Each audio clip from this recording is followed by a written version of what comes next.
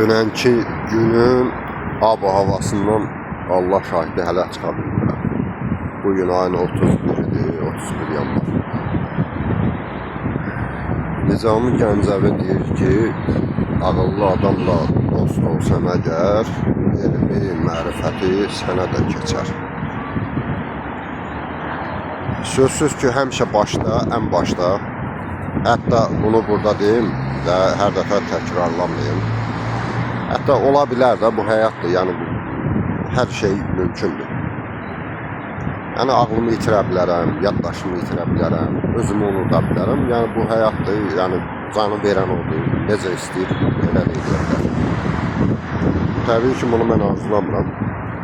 Ümumiyyətlə, sabah nə vaxtsa yaddaşımı unutsam belə, bunu həmişə Fazil yadında saxlasın ki, içimdə bir razılıq hissi keçəndə,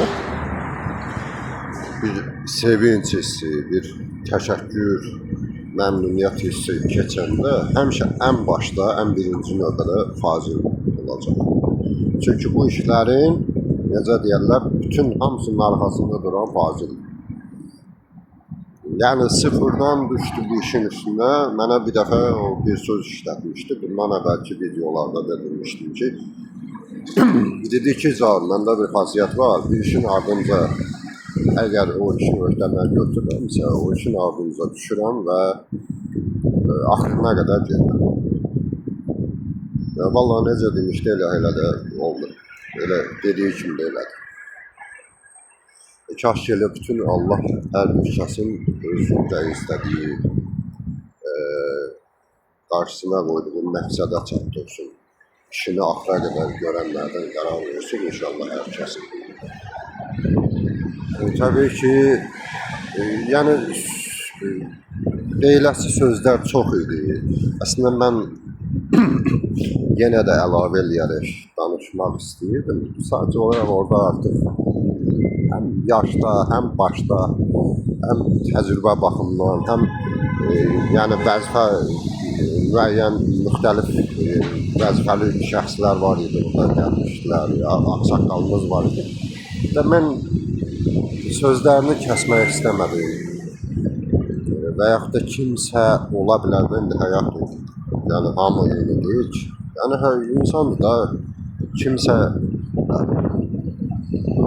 yazıcı biraz çox danışdı deyə düşündüyümə görə kimsə deyər deyə, ona görə bu əlavələri saxladım.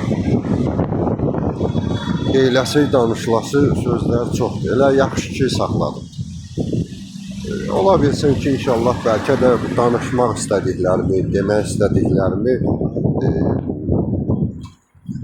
mən obrazlarımın hansısa bir hissəsində, hansısa bir xarakterinə ola bilsin ki, əlavə edəcəm.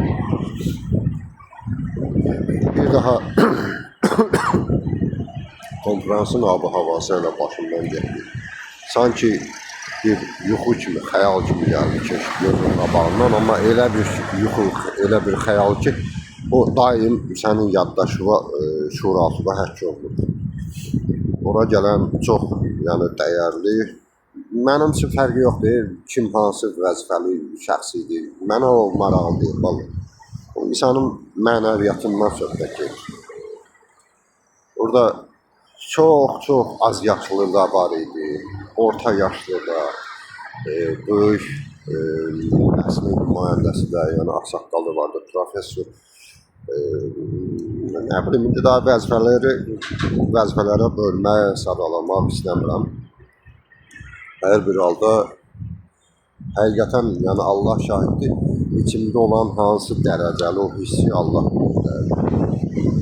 Çox razıyam bütün qonaqlardan, o qonaqları, o şəraiti orada yaradan sonsuz təşəkkür edirəm. Allah razı olsun. İnşallah Allah mənə də elə bir imkan versin ki, mən də yəni mənə qarşı olunanları, mənə qarşı hər hansısa bir şəraiti yaradanlara qarşı mən də nəsə eləyəkdir. Bir daha təşəkkür edirəm. Çox sağ olun, minnətdaram, Allah razı olsun. Çox möhtəşəm oldu həqiqətən. İnşallah videosunda mənə göndərsinlər, videonu paylaşacağım.